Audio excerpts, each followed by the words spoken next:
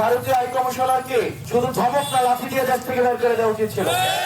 ভারতের যারা সেপারেটিস্ট আছে আশ্রয় প্রশ্রয় দিয়ে যে সেভেন সিস্টার রয়েছে ভারত থেকে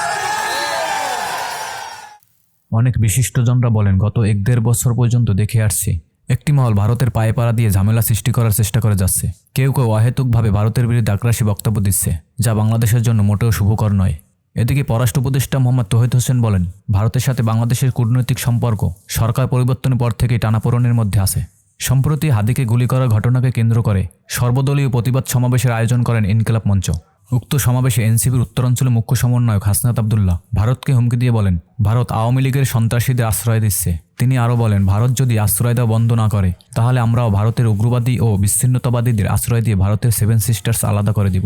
আপনারা যেহেতু তাদেরকে আশ্রয় প্রশ্রয় দিচ্ছেন, কথা স্পষ্ট করে বলে দিতে চাই, ভারতের যারা সেপারেটিস্ট আছে বাংলাদেশে আমরা তাদেরকে আশ্রয় প্রশ্রয় দিয়ে যে সেভেন সিস্টার রয়েছে সেটাকে বাংলাদেশ থেকে ভারত থেকে হাসনাদের এমন বক্তব্যের পরে আসামের মুখ্যমন্ত্রী হিমন্ত বিশ্ব শর্মা হুঁশিয়ারি দিয়ে বলেন, গত 1 বছর ধরে বাংলাদেশ থেকে বারবার ভারতের সেভেন সিস্টার্সকে বিচ্ছিন্ন করার হুমকি দেওয়া হচ্ছে।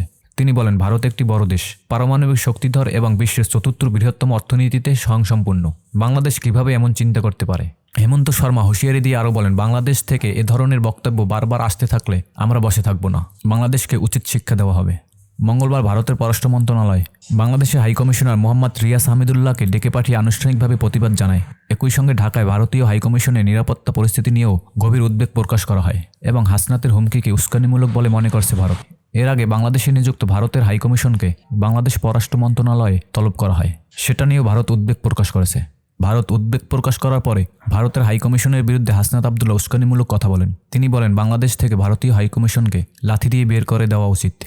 আপনি আমার দেশের সন্ত্রাস আপনি পালবেন, বাংলাদেশকে আপনি ডিস্টেবলাইজ করবেন, আর আমি আপনার সাথে বন্ধুত্বপূর্ণ সম্পর্ক রাখবো, এত ঠেকা পড়ে নাই।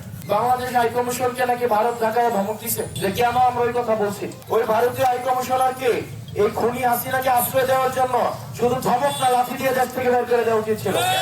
অনেক বিশেষজ্ঞরা বলেন, যারা বারবার ভারতের সাথে যুদ্ধ মনোভাব প্রকাশ করছে, ভারত বাংলাদেশের মাঝে একটি অনাকাঙ্ক্ষিত পরিবেশ সৃষ্টি করার চেষ্টা করছে, আসলে তাদের উদ্দেশ্য কি? তারা কি এই দেশটাকে একটি যুদ্ধক্ষেত্রের দিকে নিয়ে যেতে চায়? এই বিষয়টি নিরপেক্ষভাবে তদন্ত করে খতিয়ে দেখা উচিত।